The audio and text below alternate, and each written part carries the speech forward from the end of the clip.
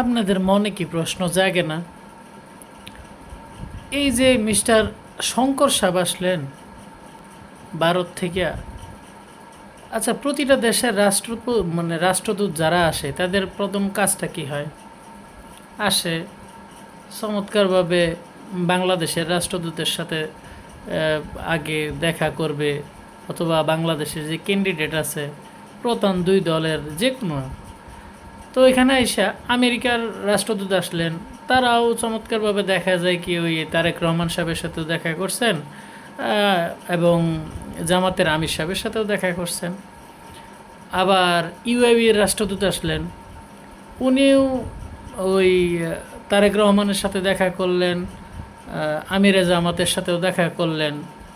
কিন্তু প্রশ্ন এবং খটকা ওই জায়গায়, আমার দেশের স্বার্থে প্রশ্ন ওই জায়গায়। বিজয় শঙ্কর সাহেব, ভারতের বিজয় শঙ্কর, উনি আইসা দেখা করলেন কার সাথে?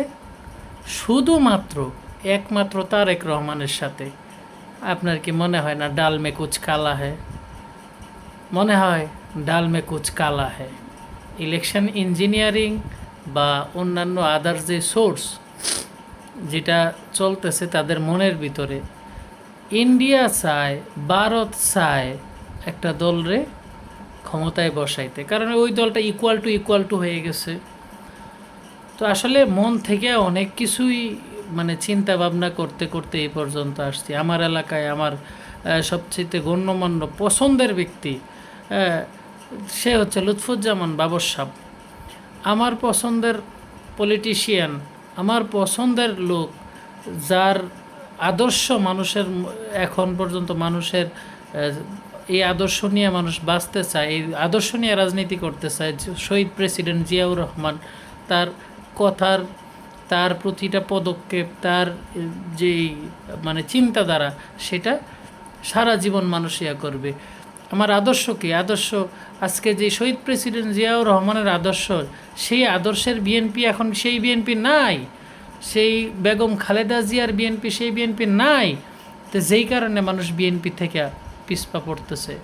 এই বিএনপির ভিতরে আজকে চাটুকার, আজকে কত ধরনের মানুষ এসে ঢুকছে, হ্যাঁ, যারা দূষর ছিল তারাও এসে এই বিএনপির ভিতরে ঢুকছে। অথচ যারা এতদিন পর্যন্ত খাটছে, জেল খাটছে, জুলুম খাটছে, অত্যাচারের শিকার, বাড়িতে থাকতে পারে নাই, ঘরে থাকতে পারে নাই, তারা আজকে পদ পদবি পায় না, তারা আজকে লাঞ্ছিত, তারা আজকে পিছনের সারিতে, সামনের সারিতে নাই।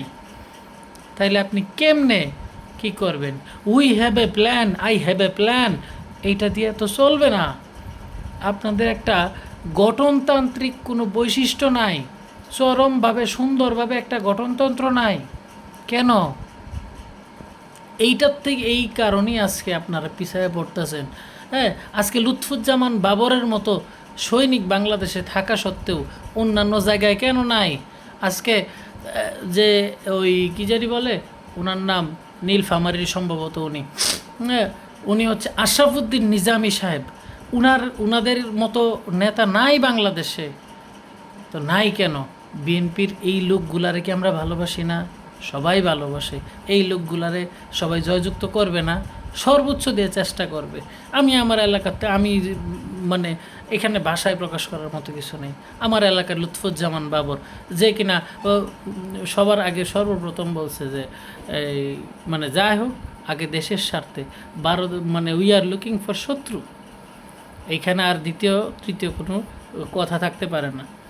তো ওই সিচুয়েশান অনুযায়ী বর্তমানে যেই অবস্থানটা চলতেছে, এই অবস্থানে কি এইভাবে আগাইতে পারবে কখনো? কোনোভাবেই সম্ভব না, কোনোভাবেই পসিবল না। আর এতেই বোঝা যায় যে বিজয় শঙ্কর সাহেব আসলেন, শুধুমাত্র তারেক রহমানের সাথে দেখা কইরা চলে গেলেন। এটা কি কোনো পলিটিক্যাল ইস্যু হইতে পারে? এটা কি কখনো পলিটিক্যালভাবে কেউ কোনো মানানসই? তাহলে এতেই বোঝা যায় যে উনি যার সাথে দেখা করছেন, এটা আসলে কীভাবে we have a plan, I have a প্ল্যানের অংশ হইতে পারে। তো এখানে আমার দেশের স্বার্থ আগে, সবার আগে দেশ, এই বক্তব্যটাও ঠিক আছে, সবার আগে বাংলাদেশ, এটাও ঠিক আছে। কিন্তু আমার দেশটারে অন্য কোথাও প্ল্যানের মাধ্যমে ছাড়াই দিলে, এটা বাংলার মানুষ কখনো মেনে নেবে না।